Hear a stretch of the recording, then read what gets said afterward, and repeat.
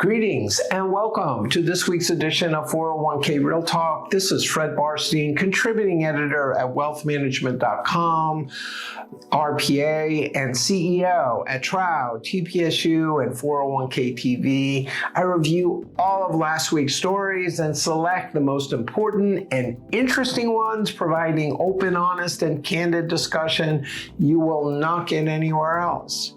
So let's get real. First story, another expert, Allison Schrager, a Bloomberg opinion columnist, predicts the demise of tax-deferred workplace 401k plans in the next 10 years. For years, New School professor Teresa Garaducci has advocated for a federal solution, while more recently, Boston College's Alicia Minnell suggested that the tax deferment, which is calculated at 1% of GDP, should be used to shore up Social Security. While Schrager argues that the tax deferment should go away, she does believe that a more liquid emergency savings account should be made available to allow people to save.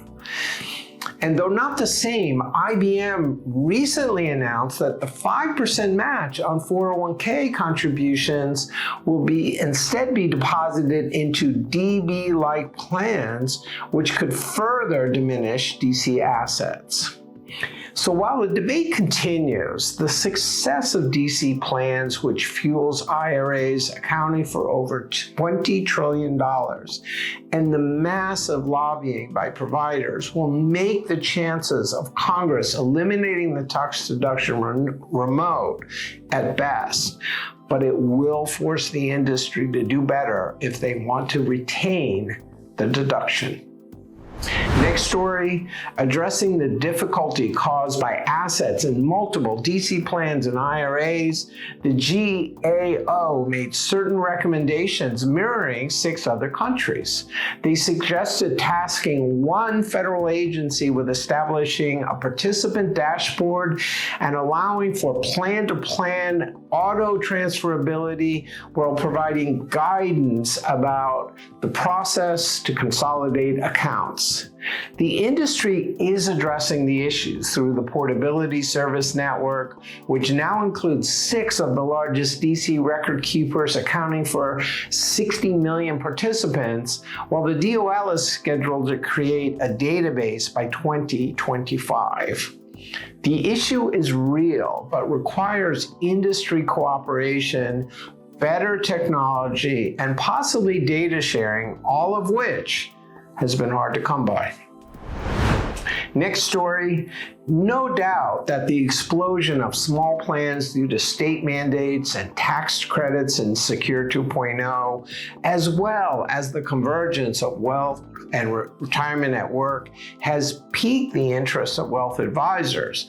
But according to Envestnet's co-CIO and group president, Dana Dioria, more and better technology is needed, along with data for wealth advisors to be able to efficiently help clients manage their DC plan and attract more wealth clients. There needs to be an integration with the wealth check they use and eventually apps that consumers rely upon.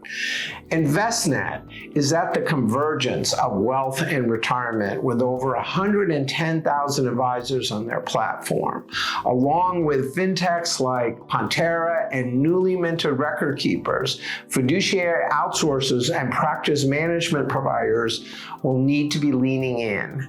The DC industry, which has historically discouraged dabblers, has changed its tune and must now embrace the 275,000 wealth advisors that do not focus on retirement to help the 12,000 experts who cannot possibly handle all the new plans and the convergence of wealth and retirement and benefits at the workplace.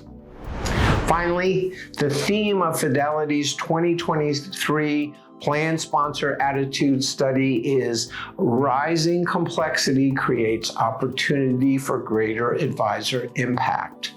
As plan sponsors wake up, realizing the impact that an objective fiduciary advisor can have on their plan employees, they will demand more, which in turn will cause